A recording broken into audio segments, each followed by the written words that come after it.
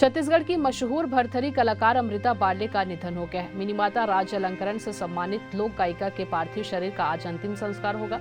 छत्तीसगढ़ में भरथरी विद्या को देश भर में पहचान दिलाने वाली कलाकार अमृता बार्ले का गुरुवार रात निधन हुआ है। उन्होंने मेडिकल कॉलेज अस्पताल में अपनी अंतिम सांस ली। अमृता बार्ले पिछले कुछ समय से बीमार चल रही थी। तोला बंदा हो बाबा, जय सतनाम जैसे लोक गीत से अमृता बार्ले की आवाज लोगों का दिल छू लेती है। छत्तीसगढ़ के मशहूर वरिष्ठ लोक गायक बैतल राम साहू के साथ प्रमुख लोकगीत उन्होंने गाया है, जैसे तोला बंदा हो बाबा, जय सतनाम, चंदैनी तर्ज पर। वहीं कैसे करो मैं मया के बखार, मैं तो जियत हूँ जोड़ी, मोरबासी के खवैया कहाँ गे रे, ये इतना प्रसिद्ध गीत है कि आज भी लोगों के दिल को छू लेती है। अमृता बार्ले का जन्म 2 मई 1958 में छत्तीसगढ़ के ग्राम बठेना, पाटन जिला दुर्ग में हुआ था।